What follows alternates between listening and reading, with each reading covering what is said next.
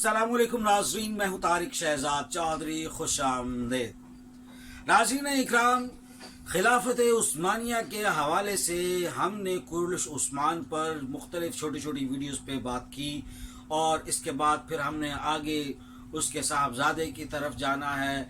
लेकिन इस हवाले से हम चंद बातें आज की इस तीसरी और आखिरी नशिस्त के अंदर ज़रूर बताना चाहते हैं, और वो ये है कि एक तो कुर्लिश उस्मान की जो ज़िंदगी है, उसकी दानिशमंदी है, उसकी सिफारतकारी है, उसकी जंगी हिकमत अमली है, उसके जो ख़ास तौर पर इंटेलिजेंस है उसकी, वो इतनी उम्दा और इतनी होशियार और इतनी चाबकदस्त और इतनी चुस्त और तवाना है कि उसको बहुत सारी चीज़ों का इदराक पहले से होना शुरू हो जाता है। फिर हमने पिछली वीडियो में शेख अदब अली के हवाले से बात की।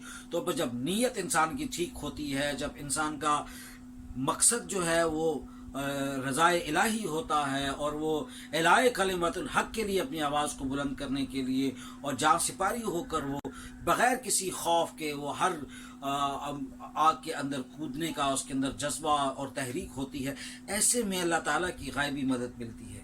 हुक्मरान, फिर से अर्ज़ करता चलता हूँ कि चार चीज़ों का मजमूए का नाम है। जब तक उसके अंदर दलेरी, दानिशमंदी और हिकमत के साथ साथ फिर जंगी हिकमत अमली और जंगी उमूर और जंगी मामलात और अपनी सरहदों और अपनी कमज़ोरियों, अपनी खामियों और अपनी दिफाई और अपनी तमाम फ़ौजी मामलात का उसको इदराक ना हो, उसके अंदर खौफ खुदा ना हो, उसके अंदर अदल इंसाफ और जुल्म बरबरीत के लिए आवाज़ उठाने के लिए उसके अंदर जुर्रत और हमीयत ना हो, और फिर नामसाइद हालात के अंदर सीना सपर होकर सब्र की आला तरीन किस्म के मुताबिक मुकाबला करने की उसके अंदर जिस्त और उसके अंदर तड़प और भड़क ना हो, उस वक्त तक वो इंसान वो हुक्मरान हो ही नहीं सकता। गो कि ये सारी चीज़ें एक शख्स के अंदर नहीं हो सकती। लेकिन फिर भी अर्ज करता चलूँ कि 1298 की अगर हम बात करें, 1281 की बात करें, अब जो कहा यह जाता है कि उस्मान ने अपनी अमली जद्दोजहद के 10 साल जो हैं और तुगलक के साथ जद्दोजहद में गुजारे। जबकि हमने ये जो ड्रामा तुर्की ने बनाया, TRT ने जिसको पेश किया, उसमें उसे बहुत पहले मार दिया गया। और इसी तरह हलीमा सादिया के हवाले से भी तारीख़ी तौर पर गलती बताई गई। हलीमा सादिया अर्तुगरुल के बाद फोत होती हैं, ना कि बहुत पहले उस्मान की पैदाइश के बाद। तो अर्ज़ करने का मकसद ये है कि जो 1281 के अंदर ख़ास तौर पर जो जद्दोजहद रही वो अर्तुगरुल के साथ रही। और फिर इसी तरह से जब हम देखते हैं कि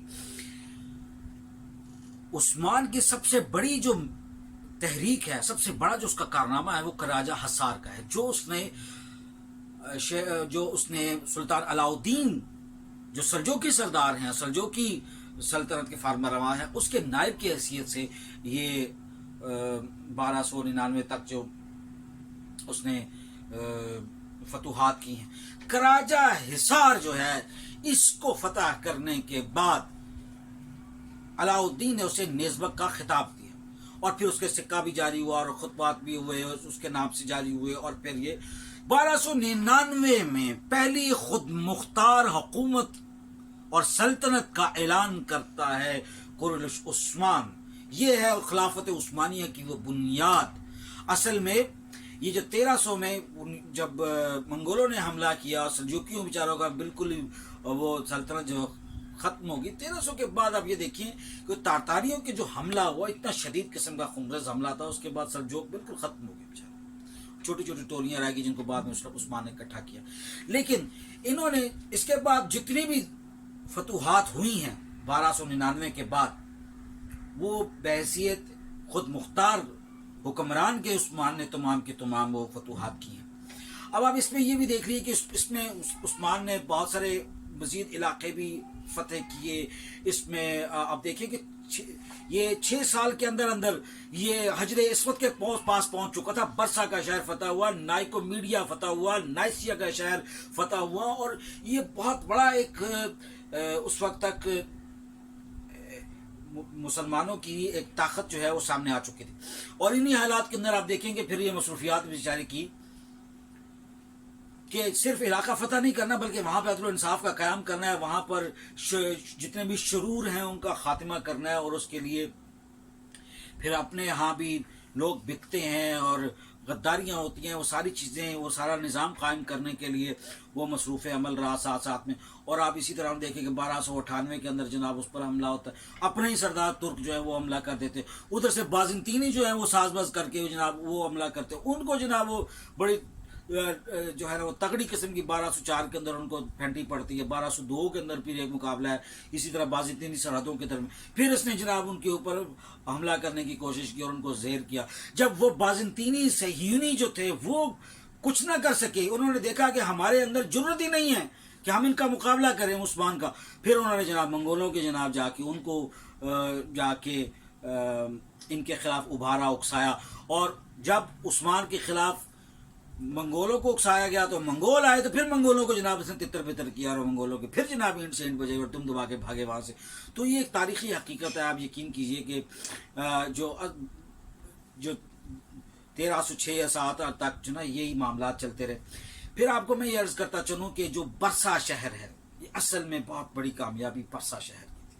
اور اسی کہ آپ کو میں نے بتایا کہ جو برسا شہر ہے یہ آج بھی اگر آپ نقشے میں دیکھیں تو یہ اس کے بعد پھر کونیا کے علاقے اور یہ سارے جو آگے تو بہت آسان علاقے تھے. یہ اس میں تو مشکل علاقے تھے، اس میں بہت بڑے قلعے تھے. خاص طور پر قلعہ جو برسا کا تھا اس میں تو بہت ٹائم لگا، جدوجہد محنت استقلال کی. جہاں جس کتاب میں بھی میں نے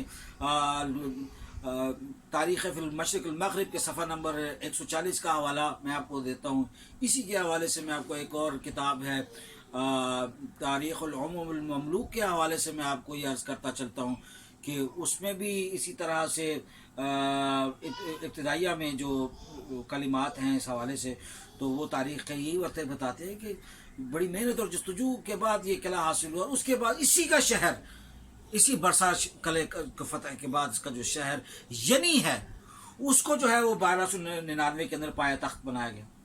لیکن ایک طرف آپ یہ دیکھیں کہ یہ جو معاملات ہو رہے ہیں، ایک طرف وہ عباسی خلافت ٹوٹی، ایک طرف سلجوق سلطنت کا خاتمہ ہوا، منگولوں نے اینٹ سے اینٹ بجائی، اور ادھر آپ سلطنت عثمانیہ کا عروج دیکھ رہے ہیں. اور ادھر یہ بھی دیکھیں کہ 1207 میں مولانا رومی جیسی شخصیت پیدا ہوتی ہے اور وہ 1277 تک وہ بھی معاملہ بیچ میں چل رہا ہے. اور آپ یہ بھی دیکھیں کہ ان حالات کے اندر تاریخ کو ذرا مل جل کے اور ذرا مختلف تناظر میں دیکھنے کی ضرورت بھی ہے. اور جب ہم کرلش عثمان کے حوالے سے، اس کی وفات کے حوالے سے بات کرتے ہیں تو 1223 اور 1224 کی دو روایات ہیں. بعض لوگ کہتے ہیں کہ برسا کے قلعے کے محاصرے کے دوران ہی اس کی وفات ہوگی، بعض نے کہا کہ وہ اس وقت اس جنگ میں موجود تھا، بعض نے کہا نہیں وہ بستر مرگ پہ تھا. تو اس طرح مختلف قسم کی متضاد آ رہا ہے. تاریخ والوں نے بھی آپ کو پتہ ہے جو تاریخ میں معاملات بعض وقت ایسی رائے آتی ہے جس سے انکار نہیں کیا جا سکتا. لیکن اس حوالے سے آخری جو اس کی زندگی کے ایام یا وقت ہے وہ آخر وقت تک لڑا، اس کے دوست ساتھ رہے، اس کے ہم نوا اس کے ساتھ رہے. اور آخر میں یہ عرض کرتا چلوں کہ اس کی جو اپنے بیٹے اور خان کے لیے جو نصیحت تھی وہ تاریخ میں بہت اہمیت کی حامل ہے، جس میں اس نے پوری سلطنت اور پوری زندگی کا نچوڑ دیا، جس میں 4 چیزیں اہم ہیں. پہلی بات یہ ہے کہ خدا کا خوف، دوسرا عدل و انصاف کا قیام، تیسرا یہ ہے مسلسل جدوجہد اور مشکل حالات میں اپنے دل کو قائم رکھنا ہے، حوصلہ قائم رکھنا ہے. اور مال و دولت اگر آ گیا تو اس سونے چاندی کے اندر، محلات کے اندر اپنے آپ کو ضائع نہیں کرنا، بلکہ کالا رسول اللہ کا اور کلمہ الہی کلمات الحق کے لیے آواز بلند کرنا. میدان جنگ کے اندر سارا دن گھوڑے کی پیٹھ کے اوپر، رات مسلح کی پیٹھ کے اوپر گزارنے جیسی ہدایات تھیں. تو انہی کے ساتھ انہوں نے اپنی یہ ساری تعلیمات دیں اور آخری وصیت کی اپنے بیٹے کو. آج کی نشست میں اتنا ہی کافی، تب تک کے لیے اجازت دیجیے. شکریہ.